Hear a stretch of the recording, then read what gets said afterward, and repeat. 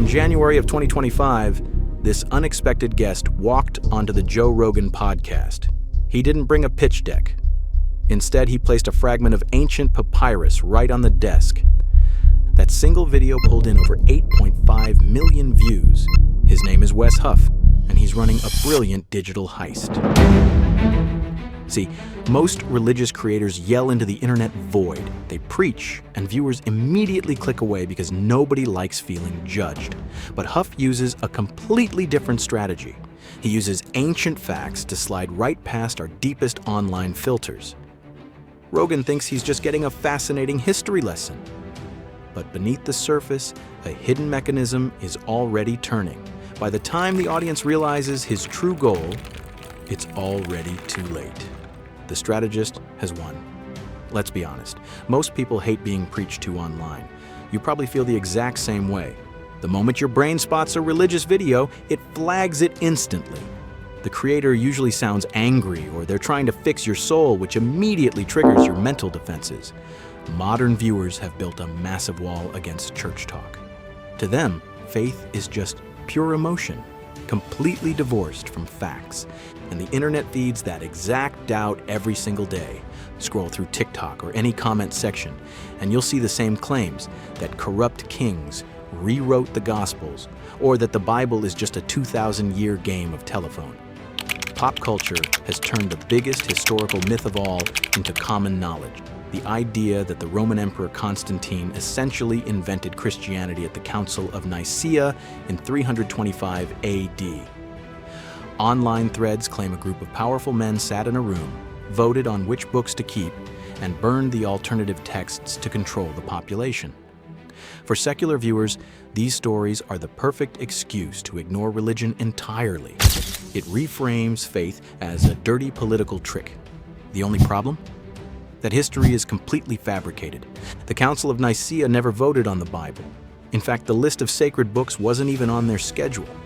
The bishops were actually there to debate a completely different church controversy.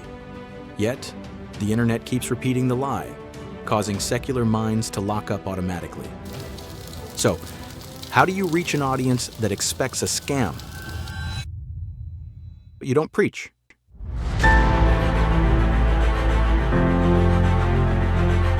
You drop the traditional sermon entirely and you approach the text like a forensic detective.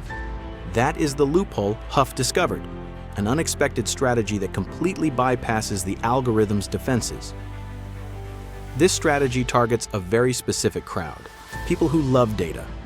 Think about the millions of people who watch Joe Rogan or Stephen Bartlett. These viewers are looking for metrics, science, and solid facts. Traditional religious speakers usually get completely ignored in these spaces.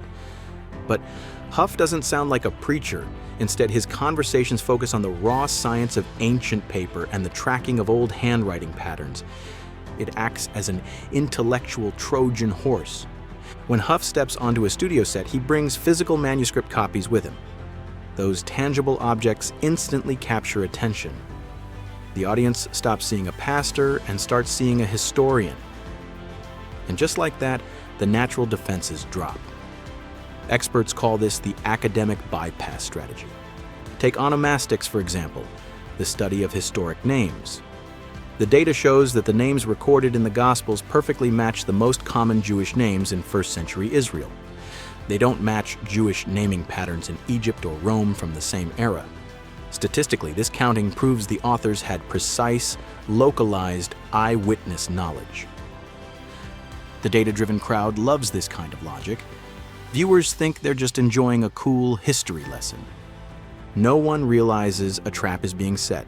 The history talk is just the setup. Huff is getting ready to launch his true payload, a sudden shift designed to challenge their entire secular worldview. And a shocking piece of evidence is about to pull this off. To understand how this forensic approach works, look back at 2012, when a prominent Harvard scholar shocked the world. She presented an old fragment of plant paper that became known as the Gospel of Jesus' Wife. This specific text claimed that Jesus was married, and the news channels instantly went crazy over the headline. Initially, scientists believed the object was real because the handwriting looked clumsy and unpolished. Scholars assumed a modern forger would try too hard to write beautifully. But the entire discovery collapsed over a silly mistake. Language experts noticed a glaring typographical error in the ancient script. As it turned out, that exact spelling error only existed in one place, a digital document uploaded to the internet in the year 2002. A modern trickster had literally copied a digital file onto old paper. The online mistake unmasked a total fraud. This is how true historical science works. It functions exactly like a math problem. Skeptics love to point out that there are roughly 400,000 differences across surviving handwritten Bibles. At first glance, that high count sounds terrible, but mathematically it proves the exact opposite is true. Think of it this way.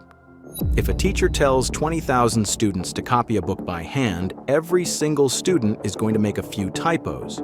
Collecting all those copies creates thousands of little variations, but by cross-referencing the entire stack, you can easily pinpoint the original words with absolute certainty. If you only owned one copy, you'd be completely blind to the writer's mistakes. Paradoxically, a massive abundance of errors statistically guarantees a more perfect final text. Huff uses this precise logic to stun hosts like Rogan and Bartlett. The data proves the ancient books have been remarkably preserved from changes, but the historical facts are still just the baseline. The trap is now fully set, and a final question is about to leave these hosts completely speechless. Because historical facts only clear the path. Once the intellect is satisfied, the conversation takes a sudden, profound shift toward the human soul. To explain this change, Huff uses a simple story about a rose. Imagine a botanist analyzing a flower in a lab. They can explain its biology flawlessly, tracking every cell and chemical process. But that scientist completely misses the true meaning of the flower if it was given to someone as a beautiful gift of love. Science can masterfully describe the physical mechanics of life, but believing only in the physical world can never explain your purpose. That realization hits hard. Think about the modern secular audience, people striving relentlessly to live perfect, optimized lives. This endless moral striving leaves people completely exhausted. The internet age demands constant success and flawless performance. And then Huff explains a radical alternative, that salvation is a free gift instead of something earned through hard work. Suddenly, Christianity ceases to be a heavy list of rules to follow. The gospel is reframed as an objective, historical rescue event. The crushing pressure to achieve perfection is replaced by pure relief. During an interview in March of 2026, Stephen Bartlett sat in total silence as this landed. Moments later, he reached out and picked up a physical Bible. The secular filters were completely breached. A new player has officially changed the digital landscape. In an online world that usually buries spiritual truth beneath a mountain of constant noise, ancient data is forcing modern thinkers to look inward. Every human life follows a highly specific blueprint. Many viewers act out a moral design every day, striving for perfection without ever naming a savior. But that endless striving eventually breaks down your defenses. True peace requires an objective, historical rescue event. The old records are currently sitting on the table. Your soul faces the exact same forensic evidence. The choice belongs to you.